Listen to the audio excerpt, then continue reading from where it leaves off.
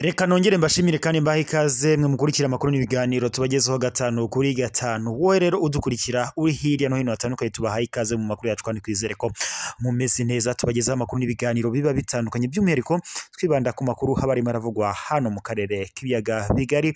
Wowe rero udukurikira uri hirya no hino hatandukanye tuguhaye ikaze mu makuru yacu kandi twizere ko umeze neza. Reka rero twihuze cyane nk'uko tubibasezeranya kandi gatanu kuri gatanu tubagezeho amakuru n'ibiganiro by'umwihariko tukibanda ku makuru hagendanye n'umutekano na politike, ariko tutagiye kure aho twibanda ku makuru habari maravugwa hano mu karere k'ibiyaga bigari. Reka rero twihuse cyane tunyarukire mu Burundi.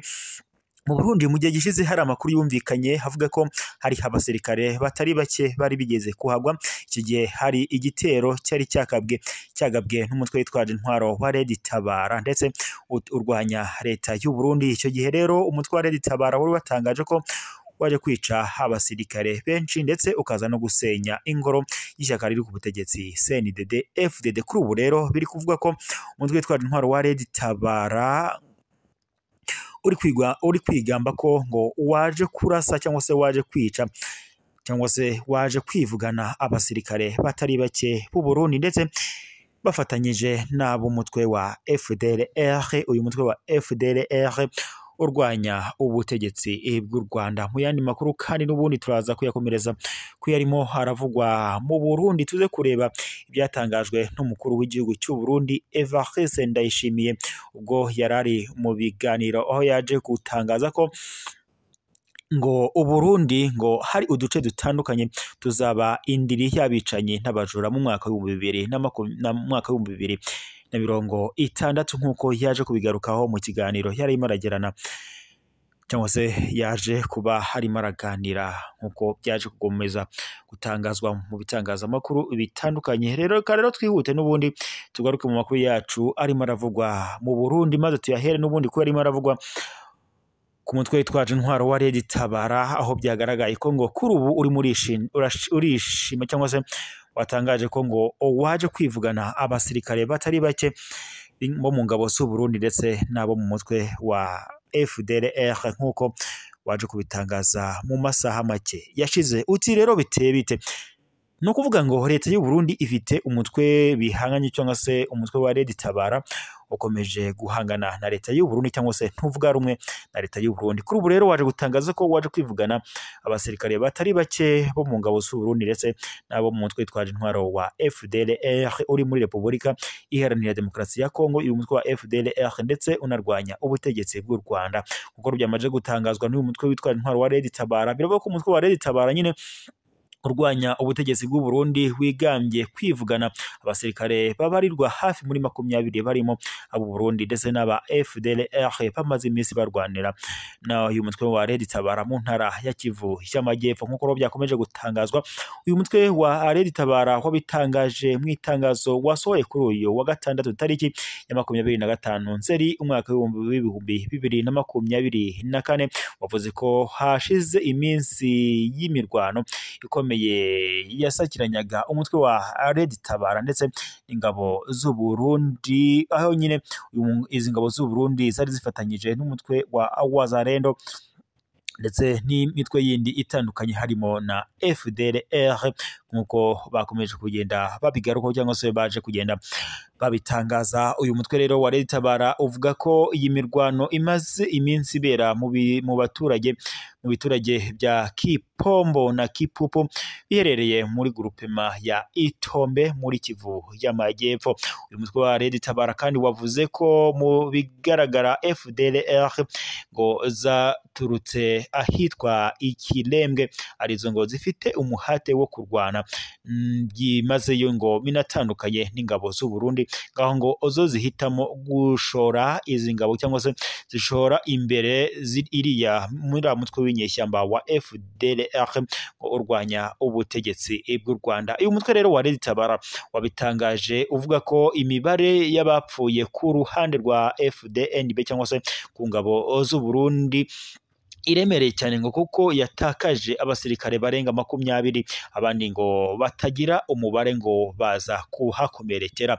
Ingabo z'u Burundi zimaze igihe zifitanye imikoranire ya hafi na FDLR, dore ko impande zombi zifatanya n'ingabo za Repubulika Iharanira Demokarasi ya Kongo kurwanya umutwe wa M23 mu ntara ya Kivu y'Amajyaruguru. Amakuru kandi avuga ko impande zombi zimaze igihe zarahuje imbaraga n'indi mitwe itandukanye harimo nka FNL kugira ngo zigabe ibitero ku Rwanda, nk'uko uyu mutwe wa nk'uko nyine amakuru haturuka mu bitangazamakuru bitandukanye yakomeje kugenda abigarukaho. Kuri ubu rero umutwe wa Red Tabara bivuga ko uhangayikishije leta y'u Burundi, ndetse leta y'u Burundi yanakomeje gutangaza ko ngo yaba ifitanye imikoranire ya hafi na leta y'u Rwanda, mu gihe leta y'u Rwanda yo yakomeje kugenda ihakana ibi birego yivuye inyuma, ndetse inatangaza ko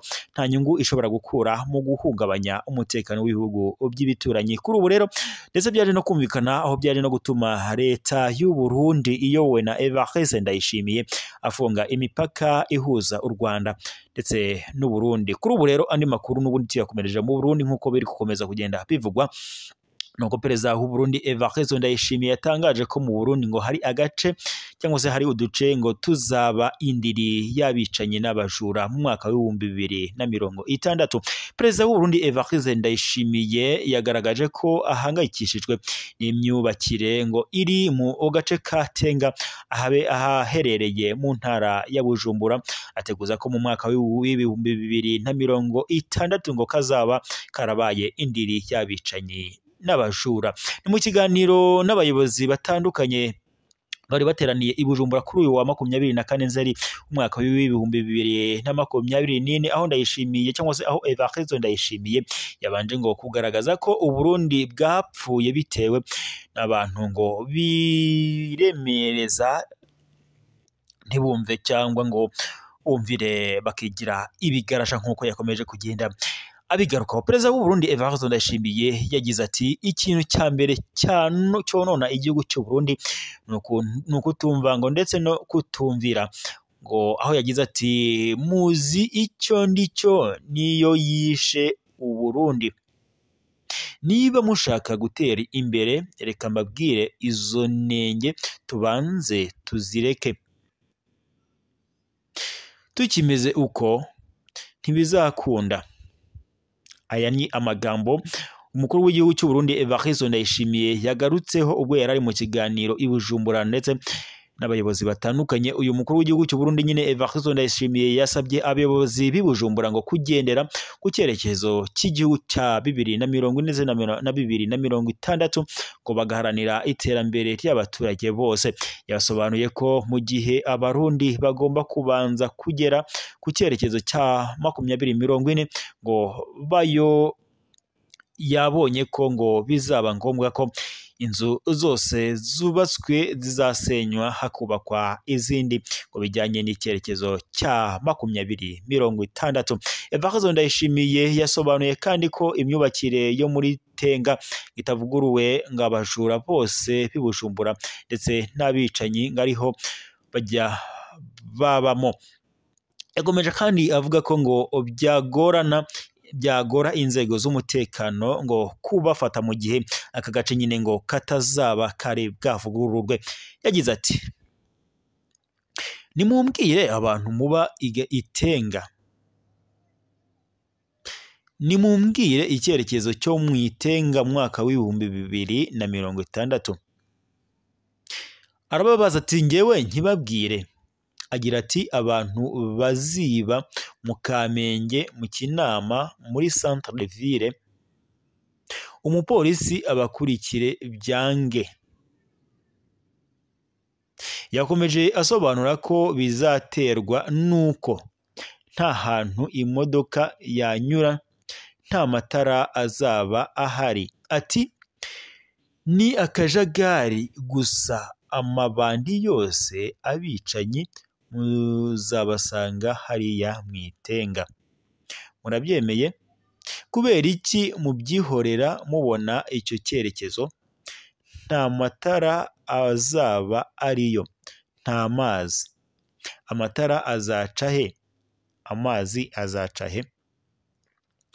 Evariste Ndayishimiye w'u Burundi yasabye abayobozi cyangwa se ba guverineri mu ntara zitandukanye guhindura imikorere ngo bakagendera ku byatangijwe mu ngengo y'imari kandi ngo bagakora icyo abaturage babategerejeho. Evariste Ndayishimiye yaje kubigarukaho nyine mu kiganiro yararimo aragirana n'abayobozi batandukanye b'i Burundi. Ni mu gihe kandi Evariste Ndayishimiye w'u Burundi yakomeje gutangaza mu biganiro bitandukanye ndetse byaje no kwinubirwa n'abaturage b'u Burundi, aho yaje gutangaza ko ngo u Burundi ari Edeni ivugwa muri Bibiliya. Ni mu gihe kandi abarundi bo bakomeje gutangaza mu bitangazamakuru bitandukanye baninuba bavuga ko perezida w'u Burundi Evariste Ndayishimiye ntacyo abamariye, kuko ibitangazamakuru cyangwa se ibiganiro atangaza bibababaza mu gihe u Burundi bwugarijwe n'inzara idasanzwe. We rero udukurikiye ndagushimiye kandi komeza ukande subscribe cyangwa se abone bitewe n'ururimi ukoresha, maze ujye uba uwa mbere kubona amakuru n'ibiganiro tukugezaho gatanu kuri gatanu. Ndabashimiye, ntimukomeze gukurikira amakuru n'ibiganiro tubagezaho ku muyoboro wacu wa YouTube.